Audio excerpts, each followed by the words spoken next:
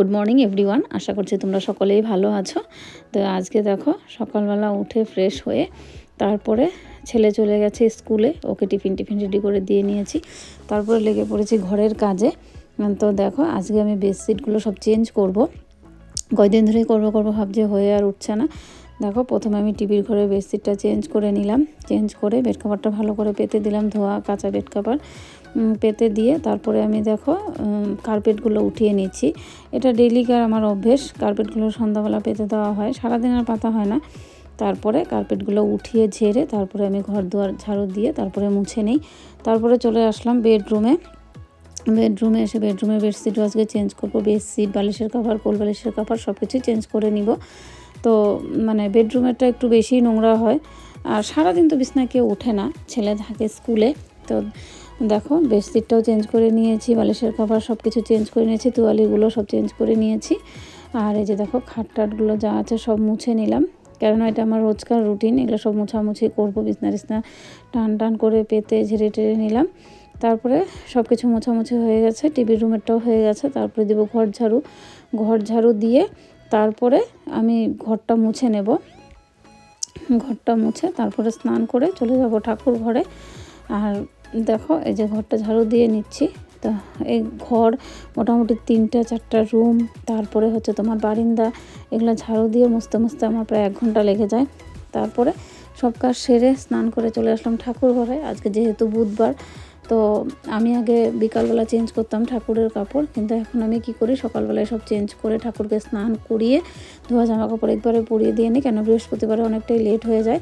তো দেখো ঠাকুরের কম্বল টম্বল সব পাল্টিয়ে দিয়ে এখানে সব ঠাকুরকে ধোয়া জামা কাপড়, গরম কাপড়গুলো পরিয়ে দিয়েছি। গোপালকে আজকে একটা ইয়েলো কালারের হাইনেক পরিয়ে দিয়েছি। তো সব ঠাকুরকে স্নান করে বসিয়ে দিয়েছি, এখন করব পুজো। তো দেখো পুজো হয়ে গেছে। তো আজকে দেখো ফলে একটু আপেল আছিল ঘরে, আপেল দিয়ে দিয়েছি, আর গোপালকে খই দিয়ে, গুড় দিয়ে, দই দিয়ে দিয়েছি। তারপরে ঠাকুর পুজো টুজো দিয়ে বৃহস্পতিবারে সব কাজ সেরে চলে আসলাম রান্নাঘরে। এসে আগে দোকানে টিফিন করে দিয়েছি আজকে আলু পেঁয়াজ ভাজি আর পরোটা করে দিয়েছি। আর আমিও আজকে ভাবলাম যে না একবারে একটু খেয়েই নিই, না হলে আমার আর হয়ে ওঠে না।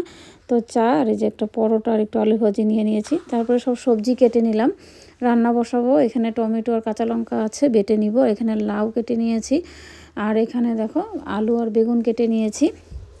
আর এখানে দেখো আজকে নিয়ে আসছে হচ্ছে মাছ, গুঁড়ো মাছ নিয়ে আসছে আজকে, ট্যাংরা মাছ, আর হচ্ছে পুঁটি মাছ নিয়ে আসছে। তো এগুলো এখন আমার কাটতে লাগবে, যদিও আমি মাছ কাটতে পারি না ভালো মতন, এগুলো যে কখন কাটবো আর কখন কী করব কিছুই জানি না। তো আজকে অনেকটাই বেলা হয়ে যাবে। তারপরে দেখো ভাবলাম যে আগের থেকে লাউয়ের ঝোল টোলগুলো করে নিই, তারপরে গিয়ে মাছ কাটবো, তারপরে মাছ ভেজে দিয়ে দিব। তো এই দেখো সব মাছ টাছ কেটে নিয়ে চলে এসেছে। এখানে লাউয়ের ঝোলটা আগের থেকে করে রেখেছি, আধা করে রেখেছি। তারপর এখানে দেখো ট্যাংরা মাছটা ভাজি হচ্ছে। তো ট্যাংরা মাছের ঝোলটাই আরেক কড়াইতে দিয়ে দিয়েছি আমি। তো ওই পাশে ওইটার মধ্যে হচ্ছে। তো ওইখানে দেখো ঝোলটা ফুটছে, ওখানে মাছটা ভেজে দিয়ে নিয়েছি। আর এই কড়াইতে আমি পুঁটি মাছটাও ভেজে তারপরে একবারে লাউয়ের ঝোল একবারে ওখানে ওইটার মধ্যে সম্বার দিয়ে আরেকবার ঝোল করে নিব। তো দেখো এখানে রেডি হয়ে গেছে, আলু বেগুন দিয়ে, টমেটো দিয়ে ট্যাংরা মাছ করেছি ধনেপাতা দিয়ে, আর এখানে লাউটা করেছি মাখা পুঁটি মাছ দিয়ে ধনেপাতা দিয়ে, আর কয়েকটা পুঁটি মাছ ভাজি রেখেছি। আমার হাজব্যান্ড মানে এই পুঁটি মাছ ভাজিটা খেতে খুব ভালোবাসে, তো সেই জন্য রেখে দিয়েছি। তারপরে দেখো খাওয়া দাওয়া সেরে চলে গেলাম ঠাকুর ঘরে গিয়ে সন্ধ্যা দিয়ে নিলাম, সন্ধ্যা দিয়ে পুজো দিয়ে তারপরে চলে আসবো রান্নাঘরে। তো সন্ধ্যা পূজা দিতে একটু টাইম লাগে, যেহেতু কালকে বৃহস্পতিবার, সব কিছু রেডি করে আসি আমি একবারে। তারপরে ছেলে বলছিল আজকে ধোসা খাবে, তো ওর জন্য ধোসা আর একটু মোমো নিয়ে এসেছি। তো দেখো আর এখানে আমি একটু সন্ধ্যার থেকে আজকে আমার খুব মাথা ব্যথা করছে, ভাবছি একটু চা খেয়ে নেবো, কেননা হাজব্যান্ড আসতে আজকে দেরি হবে, কেননা বুধবার দিন ওরা আসতে অনেকটাই লেট হয়, তো ওর জন্য আজকে আর বসে থাকবো না। তো ছেলে এদিকে ধোসা খাবে, তো আমার জন্য মোমো এনেছে। আমি বলছি পরে খাবো, আগে আমি চা খাবো তারপরে। তো চা করে খেয়ে নিলাম। আর আজকে চলে এসেছে আমার 2-3টে পার্সেল। এই দেখো আমার এই শাড়িটা খুব পছন্দ হয়েছে, যদিও শাড়িটা নেটের, এটা মেশোর থেকে এসছে। তো পুরো নেটের উপরে এমব্রয়ডারি কাজ করা, শাড়িটা খুব ভালো লেগেছে আমার। তো দেখো 500 কত টাকা নিয়েছে শাড়িটা, ঠিক খেয়াল পড়ছে না, 500 কত টাকায় নিয়েছে। তো দেখো এটা হচ্ছে ব্লাউজের পিস, আর সম্পূর্ণ শাড়িটার মধ্যে এরকম এমব্রয়ডারি ছোটো ফুলের কাজ করা, আর এটা হচ্ছে কুচির পোর্শনটা নিচের দিকে হবে এটা। তো দেখো তারপরে একটা তারপরে যে দুটো এসেছে সেই দুটো এসেছে ফ্লিপকার্ট থেকে। এই যে দেখো শাড়িটা সাদার মধ্যে রেড রেড করা, খুব সুন্দর শাড়িটা। আর এই যে দেখো এটা এসেছে ফ্লিপকার্ট থেকে।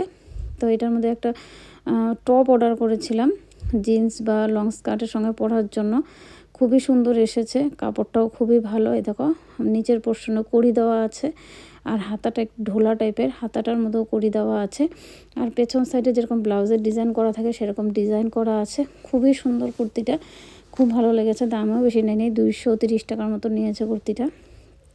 তারপরে নিয়ে এসেছি, এটাও ফ্লিপকার্ট থেকে এসেছে। তারপরে নিয়ে এসেছে একটা চুড়িদার 3 পিসের।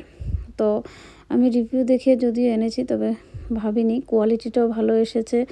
আর চুড়িদারটা খুবই সুন্দর এসেছে হোয়াইটের মধ্যে এমব্রয়ডারি কাজ করা, পায়ের সাইডে এরকম এমব্রয়ডারি দেখো কাজ করা আছে পায়ের সাইডে। আর ওড়নাটাও খুবই সফট আর খুবই সুন্দর এসেছে। ওড়নাটার মধ্যে ঝুলও আছে, আর অল্প অল্প সুতোর কাজ করা আছে। আর এটা হচ্ছে চুড়িদারটা আমাদের গলার দিকটা আমাদের পুরোটা এমব্রয়ডারি কাজ করা সুতো দিয়ে, খুবই ভালো লেগেছে। তো আজকের মতন ভিডিওটা এখানেই শেষ করলাম। আশা করি তোমাদের সবার ভিডিওটা ভালো লাগবে। তো ভালো লাগলে লাইক কমেন্ট শেয়ার সাবস্ক্রাইব করে দেবে। আজকের মতন আসবে একটা নতুন ভিডিও নিয়ে। টাটা।